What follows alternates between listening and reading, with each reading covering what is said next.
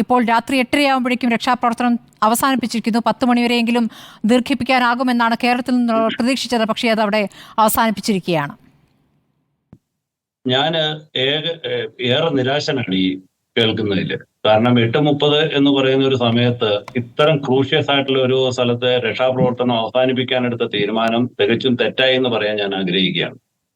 എന്ത് തന്നെയാണേലും ഞാൻ ആ ദൃശ്യങ്ങളിൽ നിന്ന് മനസ്സിലാക്കുന്നത് വെച്ചിട്ട് കേരളത്തിലെയോ അല്ലെങ്കിൽ ഇടുക്കി പോലുള്ള ജില്ലകളിലെയോ രക്ഷാപ്രവർത്തനം പോലെ അത്രമേൽ റിസ്ക് ആയിട്ടുള്ളതോ പ്രദേശമാണെന്ന് ഞാൻ മനസ്സിലാക്കുന്നില്ല. അല്പം കൂടി വാഹന സൗകര്യവും വളരെ പ്രധാനപ്പെട്ട ഒരു ഹൈവേയിൽ തന്നെ സംഭവിച്ചിരിക്കുന്ന ദുരന്തം എന്നുള്ള നിലയിലേക്ക് ഏറെ രക്ഷാപ്രവർത്തകരെയും വാഹനങ്ങളെയും ഉപകരണങ്ങളെയും എത്തിക്കാൻ വളരെ എളുപ്പമായ ഒരു പ്രദേശമായിട്ടാണ് ഞാൻ അതിനെ കാണുന്നത്. പ്രത്യേകിച്ചും കർണാടക പോലുള്ള ഒരു സംസ്ഥാനത്ത് നമ്മൾ വീണ്ടും പെട്ടിമുടിയിലേക്ക് വരികയാണെങ്കിൽ യാതൊരു അടിസ്ഥാന സൗകര്യവും ഇല്ലാത്ത മൂന്നാറിൽ താരതമ്യേന നമ്മുടെ കേരളത്തിലെ ഏറ്റവും ഉയർന്ന ഒരു ടൂറിസ്റ്റ് ഡെസ്റ്റിനേഷനായ മൂന്നാറിൽ നിന്നും 25 കിലോമീറ്റർ വീണ്ടും തേയിലക്കാടുകൾക്കുള്ളിൽ കിടക്കുന്ന ഒരു പെട്ടിമുടി എന്ന പ്രദേശത്ത് ഇന്ത്യ കണ്ട ഏറ്റവും വലിയ ഒരു ദുരന്തം സംഭവിച്ചിട്ട് നമ്മളെ ഏറ്റവും ചുരുങ്ങിയ സമയം കൊണ്ട് തന്നെ ആ രക്ഷാപ്രവർത്തനത്തെ വളരെ അധികം ഏകോപിപ്പിക്കാനും അത് രാജ്യത്ത് തന്നെ ശ്രദ്ധിക്കപ്പെടുന്ന ഒരു ഇതിലേക്ക് എത്തിക്കാനും നമുക്ക് സാധിച്ചു എന്നുള്ളിടത്താണ്. ഈ രക്ഷാപ്രവർത്തനം എന്ന് പറയുന്നത് ഒരു ജോലിയല്ല, അതൊരു കമ്മിറ്റ്മെന്റ് ആണ്. ആ കമ്മിറ്റ്മെന്റ് ഉള്ള ആളുകൾക്ക് മാത്രമേ ആ രക്ഷാപ്രവർത്തനത്തെ എല്ലാ അർത്ഥത്തിലും ഏകോപിപ്പിക്കാൻ കഴിയുള്ളൂ. അല്ലാതെ അതൊരു ടൈം ടു ടൈം വെച്ചിട്ടുള്ള ഒരു രക്ഷാപ്രവർത്തന രീതി ആണ് നമ്മൾ ഈ കഴിഞ്ഞ 5 ദിവസമായിട്ടും കാണുന്നത്. ആദ്യത്തെ 3 ദിവസങ്ങളും പാളി എന്ന് വേണം പറയാൻ. ഇന്നലെ രാവിലെ തൊട്ട് കേരളത്തിലുള്ള ചാനലുകളെല്ലാം ഇതിലേക്ക് വളരെ ശ്രദ്ധ കേന്ദ്രീകരിക്കുകയും സംസ്ഥാന ഗവൺമെന്റും മന്ത്രിമാരും ശ്രീ ഗണേഷ് കുമാർ അടക്കമുള്ള മന്ത്രിമാരും ഒക്കെ അതിനകത്ത് ഗൗരവമായിട്ട് ഇടപെട്ടതിന് ശേഷം മാത്രമാണ് നമ്മൾ ഇപ്പൊ കാണുന്ന നിലയിലേക്കെങ്കിലും അല്പമെങ്കിലും അതിലൊരു പുരോഗതി ഉണ്ടായത്. എങ്കിൽ പോലും അതിന്റെ ഏകോപനം ഇല്ലായ്മ ഞാൻ വളരെ വ്യക്തമായി മനസ്സിലാക്കുന്നു. കാരണം ധാരാളം ദുരന്തമുഖങ്ങളിൽ വർക്ക് ചെയ്ത അനുഭവം വെച്ചിട്ട് ജില്ലാ ഭരണകൂടത്തിന്റെയും ആ ഭരണാധികാരികളുടെ ഏകോപനമില്ലായ്മയും വിദഗ്ധരായ രക്ഷാപ്രവർത്തകരുടെ അഭാവവും അവിടെ നമുക്ക് ദൃശ്യങ്ങളിൽ നിന്നും വളരെ വ്യക്തമാണ്.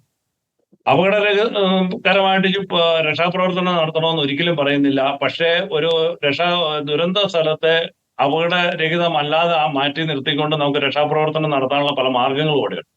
അത് ആ ടെറേനിൽ ചെന്നാൽ മാത്രമേ നമുക്ക് പൂർണ്ണമായിട്ട് മനസ്സിലാവുള്ളൂ. അവിടെ നിൽക്കുന്ന ആളുകൾ അത് എങ്ങനെ മനസ്സിലാക്കണമെന്ന് എനിക്ക് അറിയില്ല.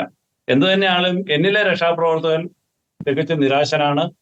ഈ രക്ഷാപ്രവർത്തനം ഇപ്പൊ നിർത്തിവെച്ചതിൽ എനിക്ക് അതിയായ പ്രതിഷേധമുണ്ട്. അത് മനുഷ്യജീവനാണ്. എത്ര ജീവൻ അവിടെ ഉണ്ട് എന്ന് പോലും ഇപ്പോഴും തിട്ടപ്പെടുത്താൻ പോലും അവർക്ക് കഴിഞ്ഞിട്ടില്ല. അതുകൊണ്ട് ഇതിന്റെ ഒരു വലിയ ഏകോപനം ഇന്ന് രാത്രി തന്നെ ഉണ്ടാകണമെന്നാണ് എനിക്ക് ഈ അവസരത്തിൽ പറയുന്നത്. സൈന്യത്തെ വിളിക്കണമെന്നുള്ളത് ബന്ധുക്കൾ തുടക്കം മുതൽ പറയുന്നതാണ്. ഇപ്പോൾ അർജുന്റെ സഹോദരി പ്രധാനമന്ത്രിയുടെ ഓഫീസിന് കത്തയച്ചു എന്നുള്ള വിവരവുമുണ്ട്.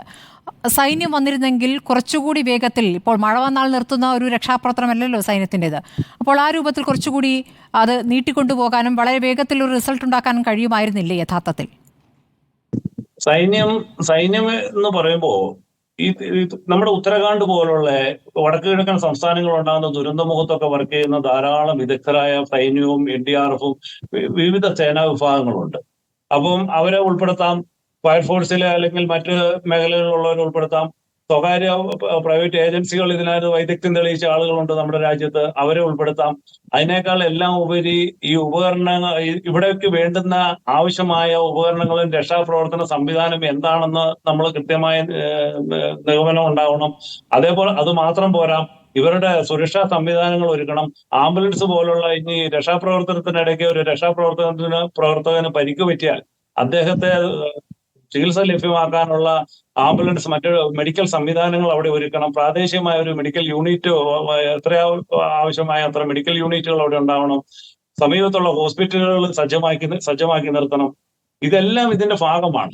ആവശ്യത്തിനുള്ള രാത്രികാലങ്ങളിലെ രക്ഷാപ്രവർത്തനത്തിന് ആവശ്യമായ വെളിച്ച സംവിധാനങ്ങൾ ഒരുക്കണം. ഇതൊന്നും നമ്മളുടെ ഈ കാണുന്ന ദൃശ്യങ്ങളിൽ നിന്ന് നമുക്കിപ്പോൾ കാണാൻ കഴിയുന്നില്ല. ഈ കാര്യങ്ങളൊന്നും, ഇതൊന്നും മെഡിക്കൽ സംഘത്തെ കുറിച്ചൊന്നും അവിടെ ഒരു അക്ഷരം പോലും ആരും മിണ്ടുന്നില്ല. ഇനി പാതി ജീവനോടുകൂടി ഒരാളെ അവിടെ നിന്ന് നമുക്ക് റിക്കവർ ചെയ്താൽ തന്നെ അദ്ദേഹത്തിന്റെ ജീവൻ രക്ഷിക്കാൻ കഴിയുമെന്ന് ഉറപ്പ് ഉള്ള ഒരു പ്രദേശമായിട്ട് നമുക്ക് ഇത് ബോധ്യപ്പെടുന്നില്ല എന്നുള്ളടത്താണ്.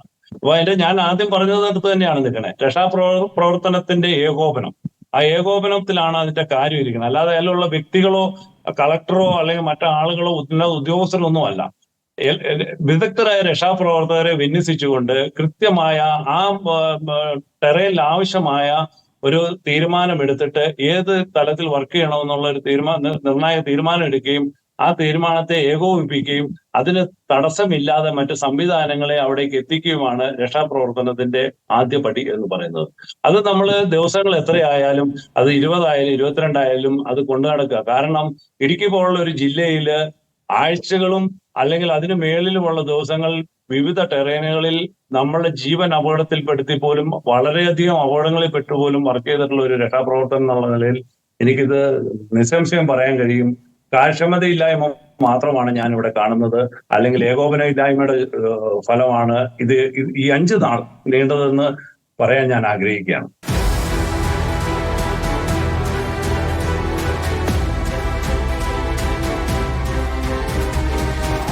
ഡിബേറ്റ് വിത്ത് സ്മൃതി പരുത്തിക്കാട്.